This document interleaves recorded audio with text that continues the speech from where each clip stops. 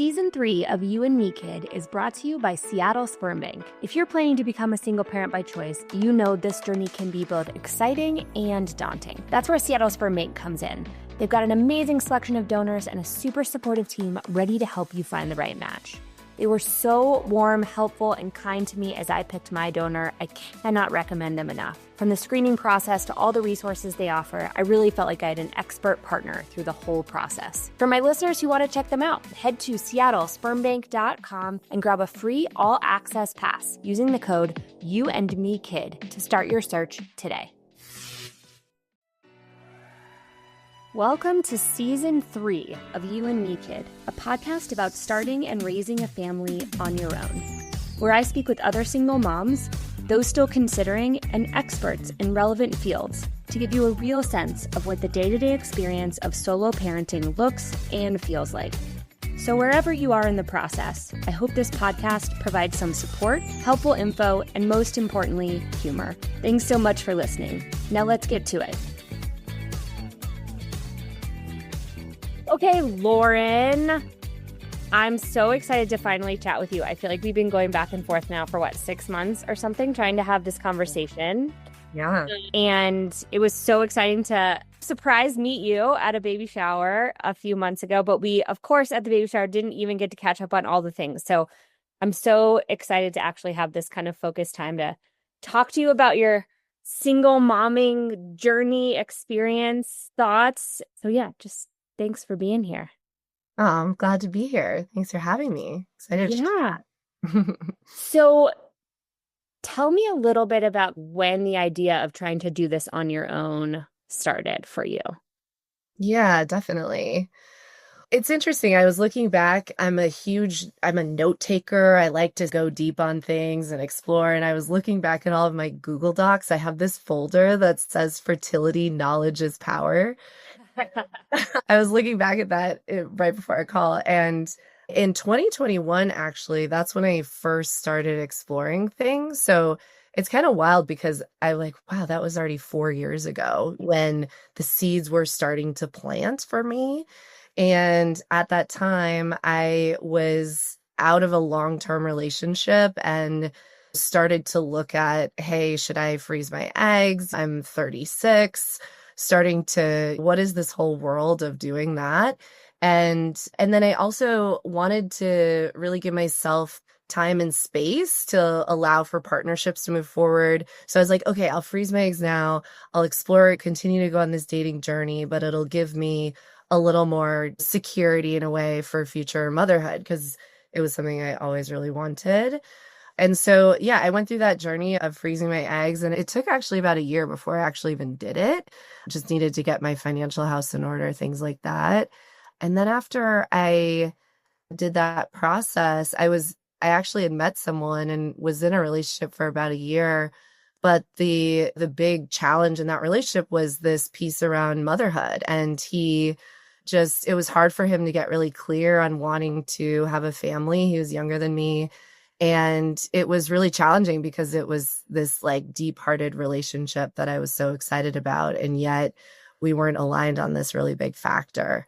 And that was really heartbreaking because at that time I was 39 and the writing was definitely on the wall and made one of the most difficult choices of my life to step out of that relationship, which at the time was deeply heartbreaking and one of the most empowering things I think I've done for my desires, right? There was the deep calling of motherhood was still really strong. And I was like, all right, I'm going to listen to that part of myself, even though it meant letting go of something I really wanted. And for me, partnership has been always I want it. It's been it's been huge in my life. My parents have been married for 50 years and I was surrounded by long-term relationships. No one even got divorced really in my friend group or my family friend group.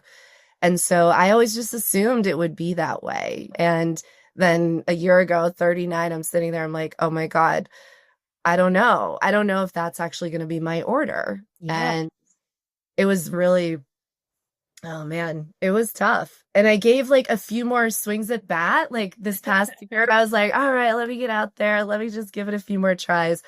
And I was paralleling this whole piece of becoming a choice mom. It was like that became a huge priority in going through the emotional process of getting clear and then taking steps forward. So it was just this wild experience. And then I went on dates with a number of men this summer, and each one there was all these kinds of, I don't know, like stopping points that just kept coming up. And I kind of had this moment this fall where I was like, all right, we need to move forward and have this baby and keep the desire now for partnership fully there. It's like in my heart, it's full, it's real.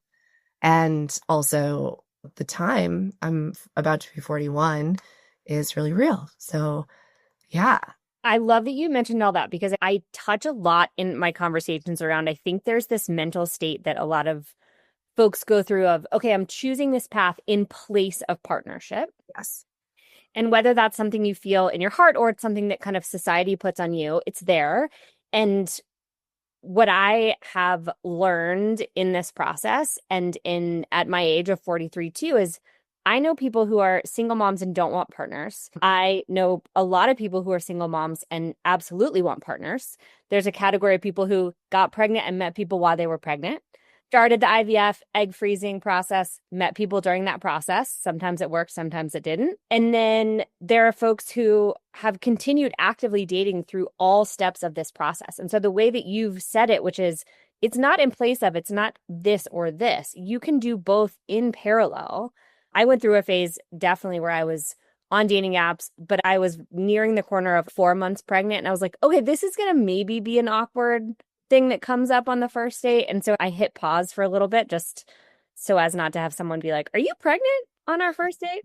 But I do so deeply believe that all of the things can be moving forward at once to whatever level is comfortable for somebody. One doesn't need to stop and wait for the other. They really can move in whatever order and in whatever parallel I think everyone's comfortable with. Yeah, absolutely. And it's almost like it's a bit interesting because all of a sudden you have a different set of constraints and the kinds of people you might date in this phase of I'm actually trying to get pregnant or I'm wanting kids. Their desires are the kinds of people you're going to interact with are going to look probably a lot different, right? People who either maybe men who didn't want to have kids, but love the idea of, yeah, you having a kid and I can have a relationship, but it's not my primary responsibility. I'm sure there's plenty of people out there like that, or somebody who's already had kids and really open to that idea. I think it changes it, but at the same time, it opens up possibilities for new kinds of relationships too.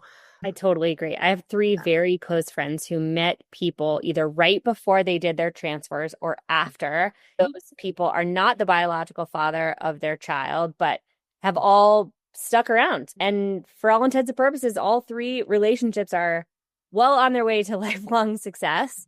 And it is very cool to see those guys step into that role in a way I don't think any of those women thought would happen when they were pursuing this as a single parent. I do have to say, because I think it's important for our call, not only are you in the organizational development leadership space, but you're also a dating coach on the side. So you have a lot of kind of input and thoughts and insight into the relationship part of this, right? Yeah. Yeah. For me, it's like talking about relationships is fully in alignment with who I am as a human in terms of all the kinds of relationships, right? It's like relationships that we have with our friends or families, but also potential romantic relationships. And I love, love, love helping and supporting people as they think about bringing love into their lives and what romantic relationships can look like. And I think part of the reason, honestly, Sarah, why I'm so curious about becoming a mom, and I've been thinking about this a lot lately. And again, like I'm not pregnant yet, right? I'm like fully in the process, but I want to know what the relationship is, right? This is a relationship that is completely unique. And I want to understand what that is like because I just don't think you can understand it until you have it. And being a parent and having that relating dynamic with a child, it's just something I so deeply desire as somebody who deeply loves relating. Yeah. Yeah. Oh man, I don't even know where to start with the depths of that relationship. But before we talk a little bit about that, where in the stage are you? Which path did you choose at this Yeah. point, at least, to start pursuing parenthood? Yeah. I'm laughing because I then started another doc in the summer. That was like, all right, staying clear of my North Star, being a mom and doing it on my own. So I had a really powerful process, I would say, of getting clear on this choice for myself. And again, who knows, it might change in a few months. All things do. But I took part in this Single Moms by Choice kind of group over the summer, and that was really helpful in me getting clear on it. And I talked to my family, I talked to all my close friends, just really saying, hey, this is what I'm really wanting to commit to. And it feels important to me to have my support system around me in that process. And then I also spent some time just really, again, like doing some of my fertility testing with my fertility clinic, just checking genetic tests and blood work and all of that, which was really helpful just to feel confident in where I was at because I'm older. And then I ended up in September, I was looking at sperm donors on a bunch of sperm banks. I actually got inspired by your podcast. I checked out Seattle Sperm Bank, right? Yeah, that's the one you went with. I had great conversations with them, by the way. They were so helpful. And I had this little party with my couple of my best girlfriends, and we put like a flip chart paper up and had all my desires, and we went through all these profiles and we selected 5 donors. And in that process, I sat with this question of what is the experience for my child? That just kept coming up. It was like, okay, my experience, but then what is their experience going to be like? And again, you can't predict all of these things, and every path is going to look really different. And I think I'm definitely falling back on the confidence that, like, whatever it is, I'll work it out as it happens. Like, everything is figure outable. But there was just something on the sperm donors that I kept wanting to know them. This comes back to my relational part of me I just want to know them. Who are they? Like, more than what was provided. And they give you amazing amount of information. I loved listening to the audios. That was my favorite part. That was really helpful for me. But then I ended up making a list of a couple people in my life who I was like, oh, if I had a known donor, some of these people I'd really could imagine that working really well. And I ended up talking to a few of them, and a friend of mine was just like so powerful in the process of just getting comfortable with talking to people about this, especially with potential known donors, because I was all nervous about it. I was like, how do I talk about this? Yeah. And I had this friend who was just so generous with I don't know, just like going there with me and talking it through and helping me ask the right questions. It didn't end up working out with him, but I then ended up asking another friend of mine, and he came back and was basically like, I'd really love to help you. And it feels aligned for me. I'm not looking to have kids. And this is a friend I've known for 10 years, and he lives abroad. And so our lives are definitely in little different places, but he's somebody I really trust and really value a lot. And so after he shared that in October was when I found a midwife that could do at-home IUIs. So these are all things I learned in the process as well. Obviously, purchasing sperm is definitely a lot of money, and known donors is not. But I ended up I had a naturopath who recommended this midwife who does at-home IUIs. And for that option, it's much more cost effective, and it allowed me to make the choice of doing something at home, because for me, it felt really important to feel like there was some semblance of I don't know what you would call it. If you were having sex with your partner, you'd be doing that at home. Yeah. And there was just this like deep desire to at least try that for a little bit. And Weird. granted, at my age, I will definitely, and I'm very open to pursuing other options. Like, it's not a no to that. But I was like, I just want to do this at home and feel a little bit more spiritually connected and feel in the comfort of my own home. And we connected with her. And then in November, we did our first at-home insemination. And he came over and did his donation. And then, I was going to ask. So he flew from wherever he lives to the States, yes. to Yeah. the Bay Area. Okay, got it. So Yeah. you didn't So have he to was ship in town. anything. Yeah. Okay. He was in town for 2 months. And he came over, did that. We did it's not like a turkey baster. Everyone says that, but it's like a little syringy thing. Yeah. And we had a really good laugh.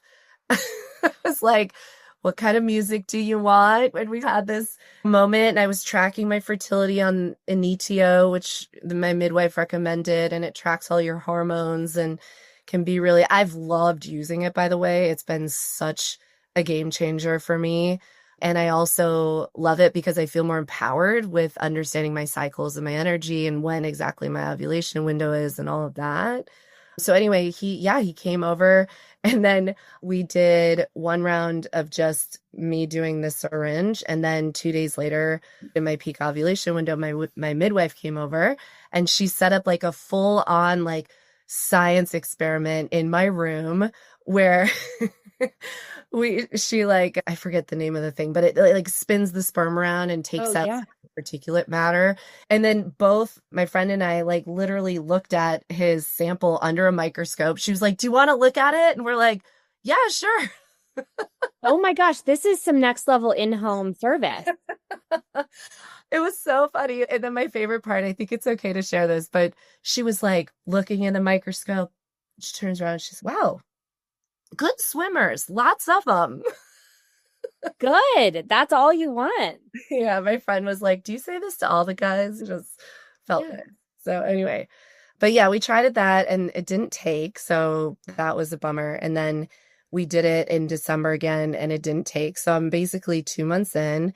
And then January, it's a whole other story. We had a whole thing happen with trying to freeze sperm and it didn't work. And so I wasn't able to do it. So anyway, I'm very at the beginning of the phases with this. Yeah. But it feels once I hit that moment of actually now trying, it just something completely shifted. I was just going to say, Oh, I don't think you're at the beginning at all. You're well past the thinking stage. You're well into the taking action stage. yeah. And I'm actually really curious when you say that something shifted, because I know that same thing happened to me. Like once you really start trying, the energy shifted for me completely. How did that feel for you? Oh, completely agree. Is it like game on? For sure. Yeah. It was all of a sudden there's this part of me, the desire for motherhood became even more cemented. And there has been like a lot of challenging moments in the last month for me.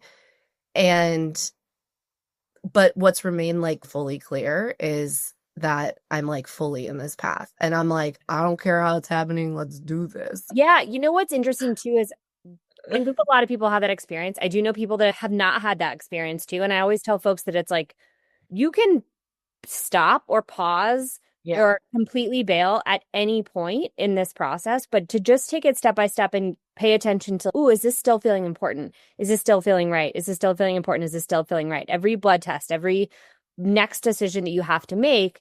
And what I do hear a lot from folks is what you have said, which is once you start trying, you realize, especially if you have a couple tries that don't work, right? How serious this becomes for you and how much you want it.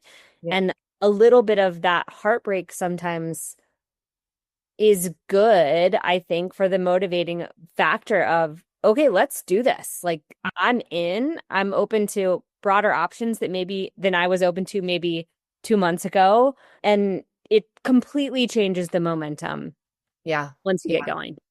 Oh, 1,000%. Yeah. And it was even like bringing out this part of me. We had this whole issue with this sperm freezing company and it didn't work. And I'm one of those people, and I joke around about this, when flights get delayed, I'm like, oh, cool, I'll just keep reading my book. I'm not the person that's give me a discount at the counter and screaming at people. I'm like, all right, cool. I'm just going to keep reading my book or I'll call a friend. I'm just in the flow in that way.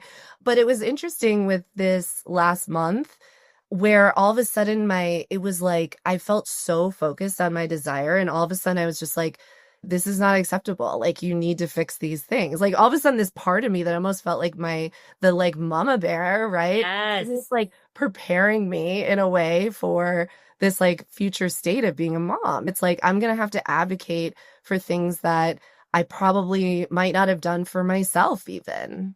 And so it feels like it's just like getting into the process has felt like such this powerful initiation. And I feel so humbled by all of it, to be honest. Like a deep sense of just there are so many things you don't have control over. And there's also a deep power in being really in connection with yourself on the things you desire.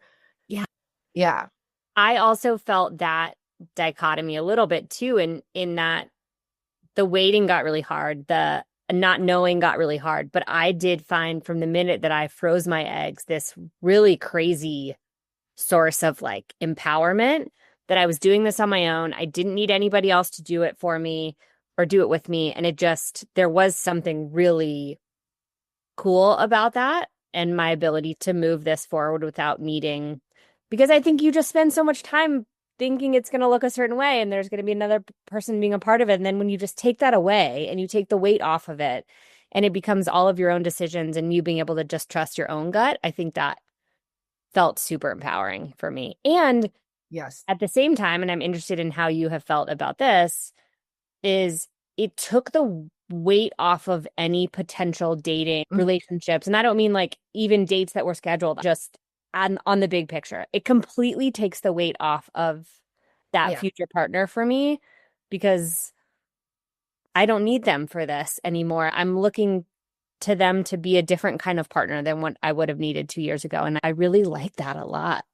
Absolutely. Yeah, I love what you said about that because I do think at this age, and for women at this age that are wanting to become parents and they're still looking for love, it can feel really difficult to.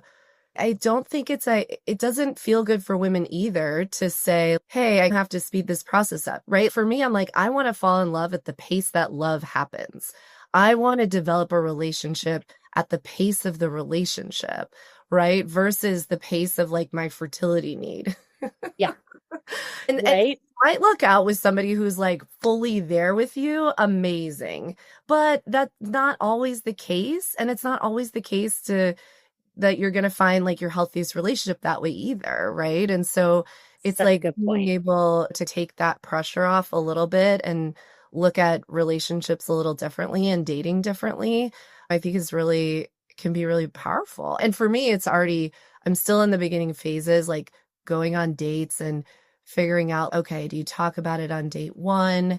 Or do you know what I mean? Hey, P.S. I'm trying to get pregnant. Free appetizer. Yeah. Drink. Yeah. Like, where do you bring up the fact that you're trying to become a mom? Yeah. Yeah. It is super funny, I think, to have it play into that dynamic. And I want to give you just so much kudos for the decision that you made about your last partnership too, because I think so many of us have been in relationships that we wanted to end up in this place and start a family with that person, right? Or we were putting unnecessary weight on a relationship that was not the right relationship just because it was that timing or we're a certain age. Yes. And so I think it takes a lot of guts and a lot of paying attention to how you're feeling to end a relationship that isn't going to be the right partnership for this stage of your life. And so kudos to you for making that decision. I know a lot of women who stay in relationships for a long time and might lose out on their chance to do this because they're prioritizing that over the starting of a family, right? But it's such a tough balance and those decisions are so difficult. And the next stage of that too is I know a lot of single women who might want to start a family, but at this point, partnership is more important. Yes. So those decisions become even more complex, right? When you start to put the priority order of partnership and parenting and which one comes above which one and how you make those tough decisions and where you put your energy. Yeah, absolutely. I can relate to all of that, right? Because going into my later 30s, I had that thought as well, right? I want to prioritize partnership. I'm fully going to focus on that, right? Versus the family motherhood thing. And then once I got into a relationship with somebody I was so excited about, all of a sudden I was like, oh my God, the family mother thing became really big again because I was like, I could imagine this with you and I want to do this with you. And then that like stark reality that I had to like slowly allow to seep in because I was just like, how is this not possible? How can we love each other this much? And how can it not be the same? Yeah. And then getting to that place emotionally of just recognizing, wow, the kindest, most true thing that can happen here is for us to both honor exactly where we're at. Yeah. Yeah. Absolutely. It's such a difficult decision and such a tough thing to decide if it's not completely clear to everybody. Yeah. And I also have had some interesting conversations with folks who call me and they're on the fence about what they want to do. And I'll say, okay, if you think about having a partner and not having kids for the rest of your life, or having kids and no partner for the rest of your life, do you have a visceral reaction to one of the two? And more often than not, people do, one side or the other. And there's folks that are like, oh my God, I can never, there's no way I don't want to do this on my own. That doesn't sound good to me. I would way rather have a partner and not kids. And I'm not saying that's only option A and option B. Yeah. But it is interesting when you pay attention to kind of what feels like the right thing. And everyone feels really differently about that question. Absolutely. It's We're such a just good switching the question. order, Lauren. We're in team 2 and we're just switching the order. Yeah. I fully am so hopeful and excited about that day when I can meet somebody and expand my family in that way. And hopefully, I'm very hopeful that person might also have kids too. I would love to have multiple kids. And I'm not going to say that thought of that still coming around in my head as a single mom isn't hard. And I'm not going to say there's not loneliness involved in that and grief involved in that. But I'm very hopeful and excited that is hopefully what's coming next. Yeah. Oh my gosh. Yeah. It's for those of you who, those of us who really want that, right? It's so beautiful, right? Being able to share and open your heart and be in connection with somebody and have that kind of partnership that really feeds you can be really powerful, right? And it can be another anchor in our lives that adds meaning to life, you know? And I think the same thing about motherhood, right? It like adds a certain anchor and meaning to our lives in other kinds of ways. But I think what you shared too, just about, I love the question you asked because it really does help people get clear on what's most important to them, right? Because there's so much noise out here and people sort of peppering you with these are the ways things should happen, or you can have it all messaging. That always, I could talk about that for days. It's like coming back to really understanding yourself and what's most important to you. It's an ongoing journey, but just slowing down and really being like, all right, what is most important to me? What is like my like inner soul like really calling for in my life? Yeah.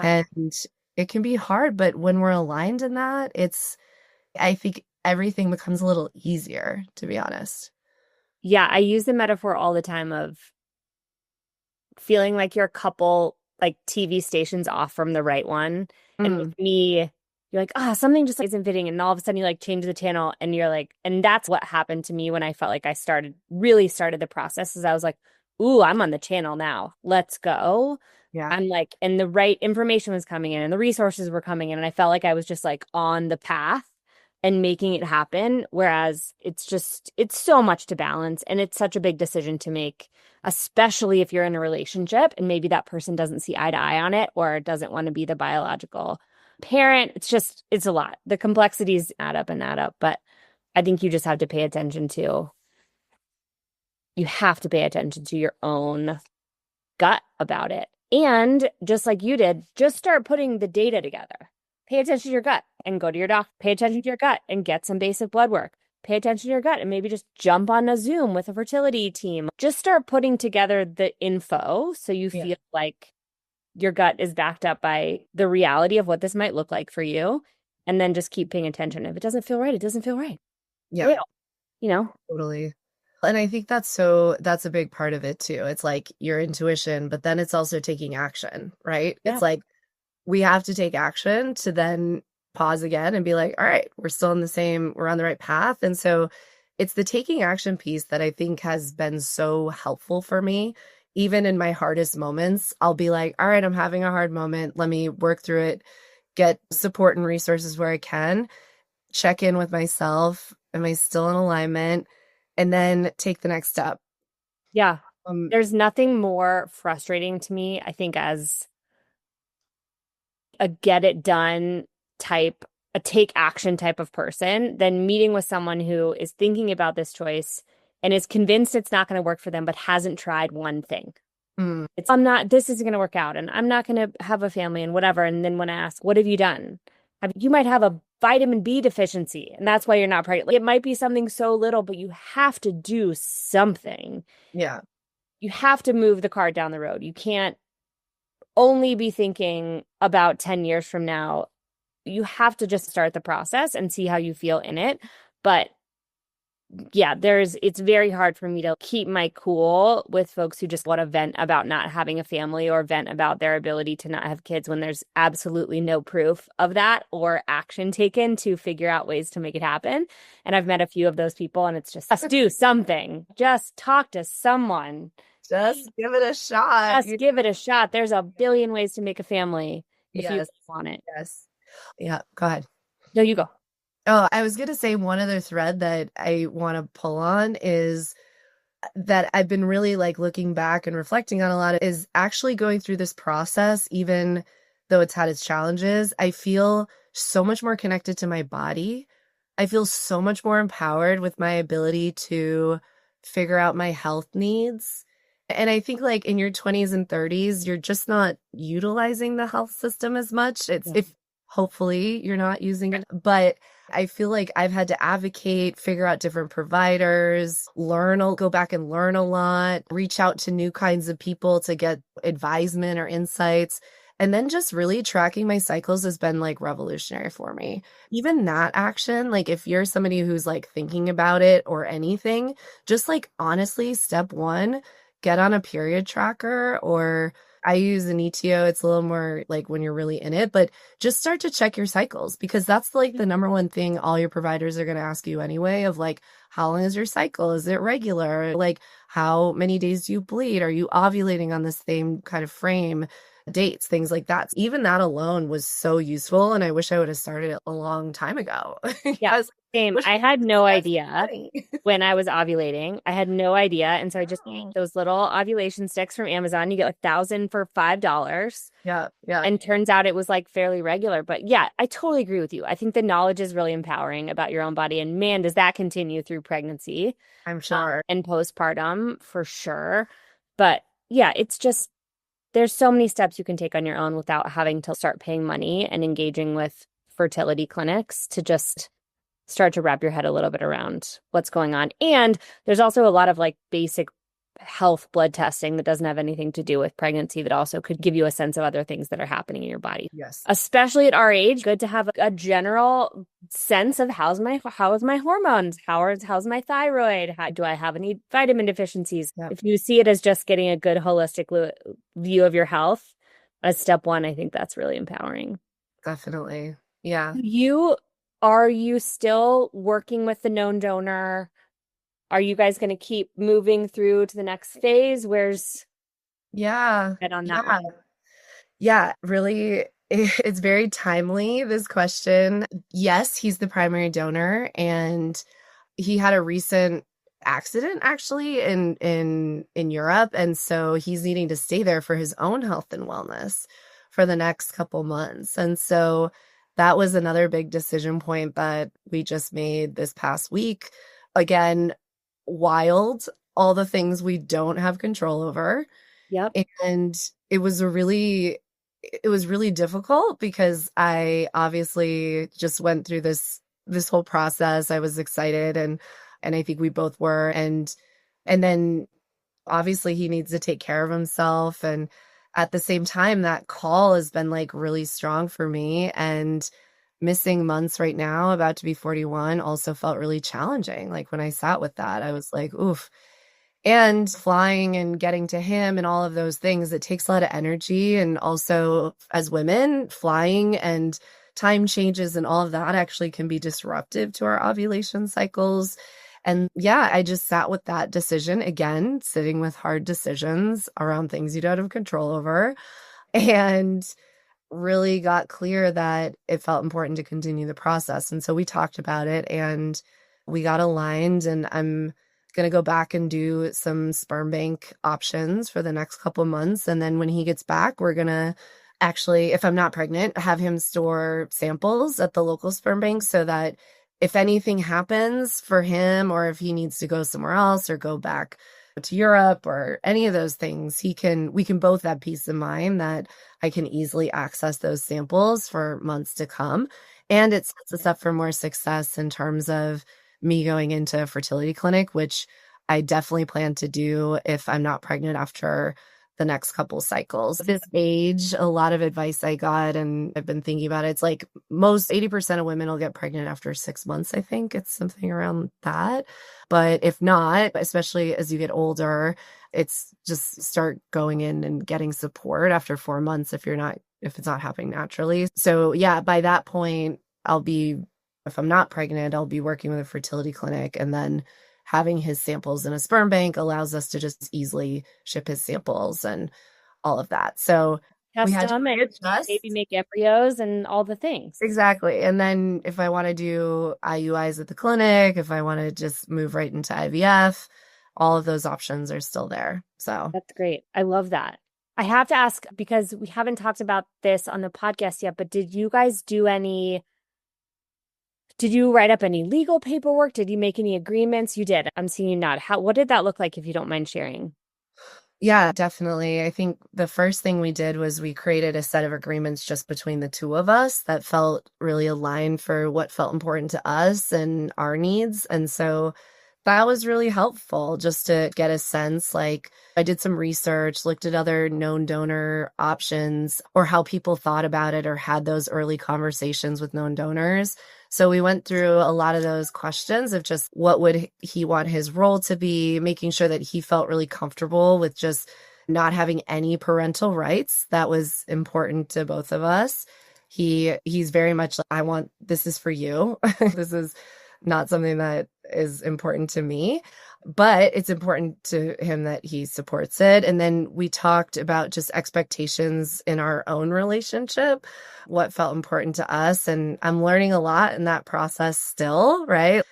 How much emotional support does one give around this or not? Because he's a close friend of mine. We talked about the role of the donor. He's not going to have any obligation to contribute financially. He really is going to waive fully his rights and responsibilities. And then we talked a little bit about kind of some shared responsibilities that felt really good to us. We did talk about not sharing like donor status on social media, things like that. We were laughing a little bit because we're like, oh, I think we need one annual retreat that's like the state of the child rearing team, where he gets one time a year where we get to discuss the development of the child, things like that. And I think for him, it feels important to be like a fun uncle.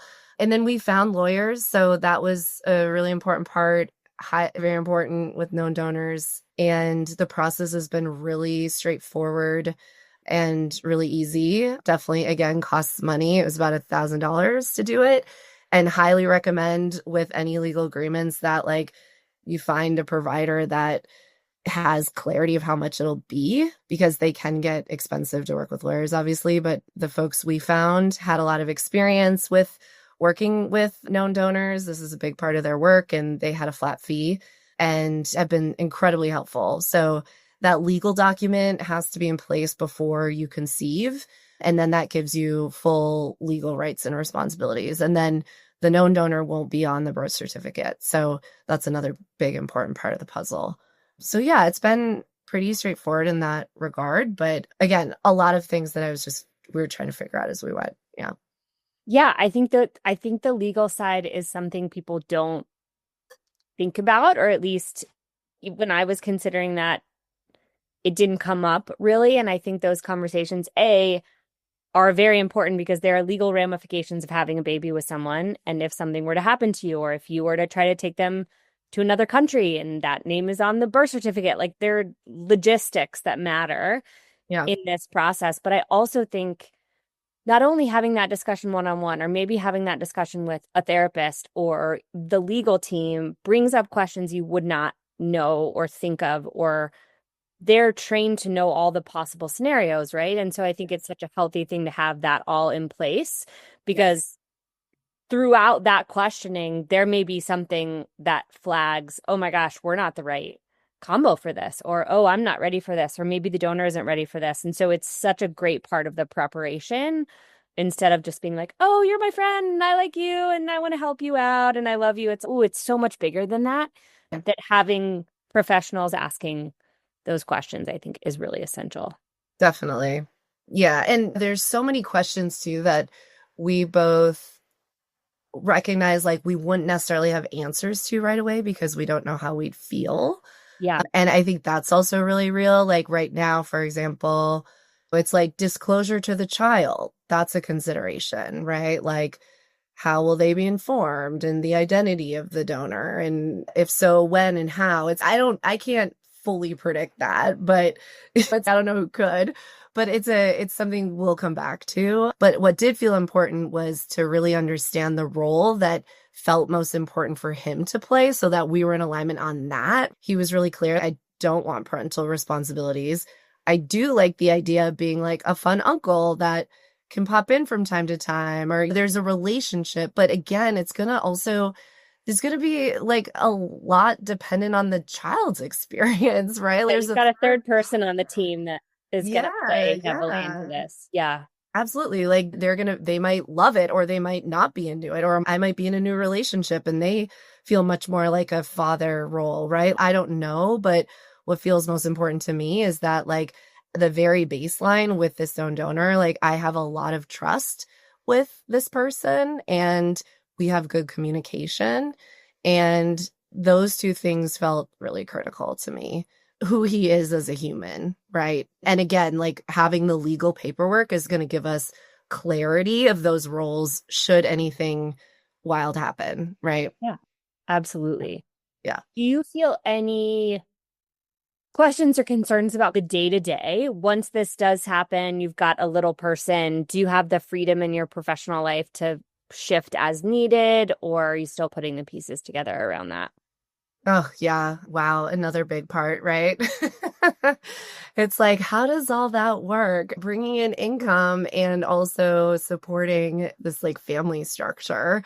I've been feeling into this almost like this energy of providership lately. Tell me more. I find that being a provider has been socialized as like a male role oftentimes in our culture, and men feel that pressure oftentimes, right? Like being the sole provider. And I've been feeling into this idea of, wow, it's actually fun and empowering. And I feel like a little bit sexy about it. Yeah. I'm a provider. Like, I know how to do this. Like, I'm gonna do really meaningful work and bring in income for my family. Like that feels good to me. And I want to do that in a sustainable way to also make space to be a mom. And I think that's going to be relying on my circles of support and resources and finding the right kinds of roles moving ahead where I can just really lean in and feel supported, whether that's internally at a company or with my coaching or consulting work, and being able to flex and figure it out as things evolve, right? Because I think the thing I've learned 1,000% is like life is going to continue to unfold. And how can I be in relationship to that unfoldment and the changes and know I have the tools within me to meet it, right? Like, I think half of it is that it's like the mindset of something shifted in me in the last couple of years where I'm like, I can do it. Like, I can figure this out. Like, I'm going to have moments, I'm going to feel things, and it's going to be hard. And I want it. And this is my one life, and I want to live it. Yeah.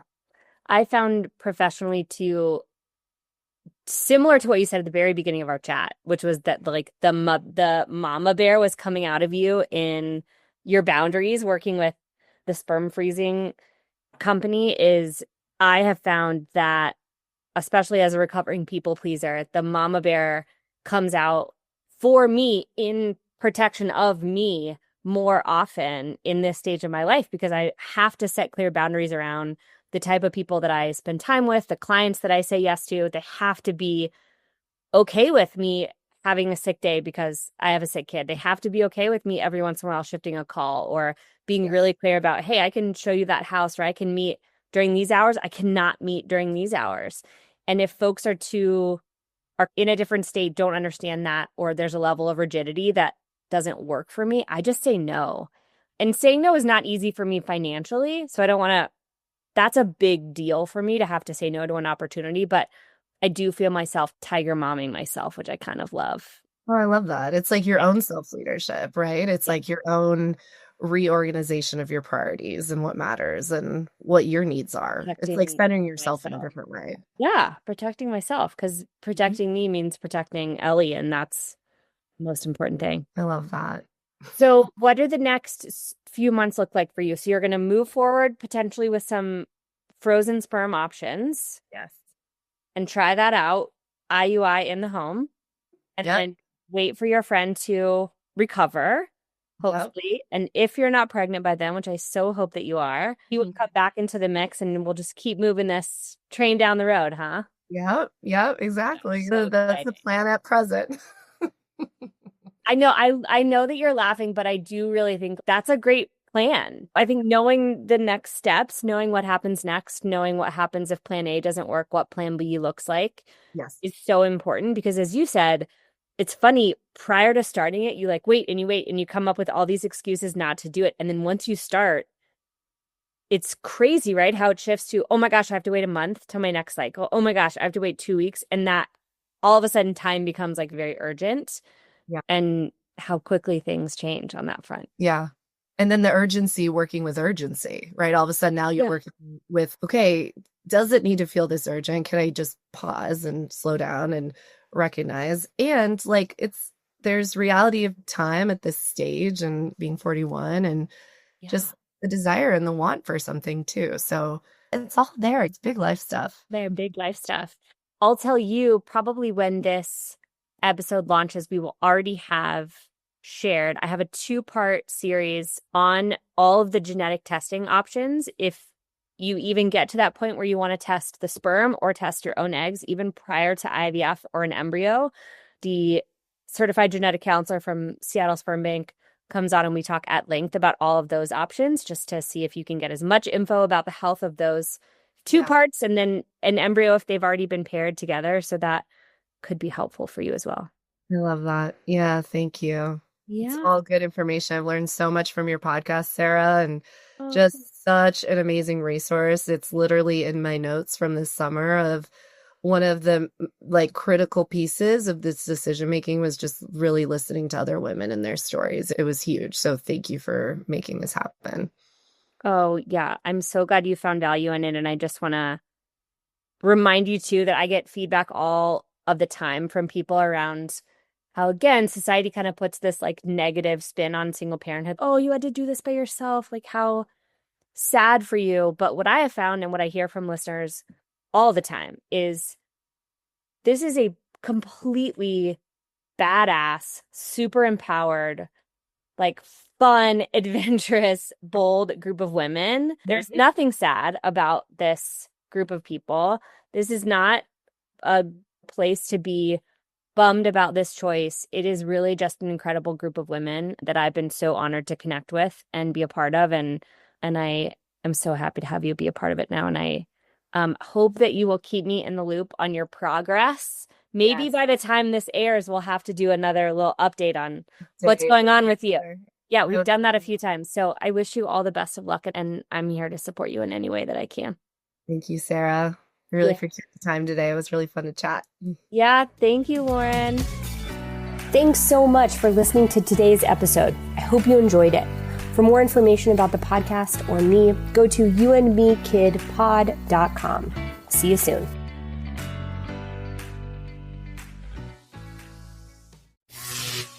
The Rodecaster Pro 2 is the world's most powerful all-in-one audio solution for all types of creators, including podcasters. Graffiti and Julius use one at the plug. It offers studio-quality audio and revolutionary features for creators. While being incredibly easy to use, Rodecaster Pro 2, all-in-one production solution for podcasting. It's on sales for $690 right now, and there's a link in this episode description. Check it out. Thank you for listening to this episode. If you or your company are looking to jump into the podcast world, now is the time. The Plug Agency is here to connect you to the full power of podcasting. You just record and leave the rest to us. The people are listening and want to hear from you. Theplug-agency.com.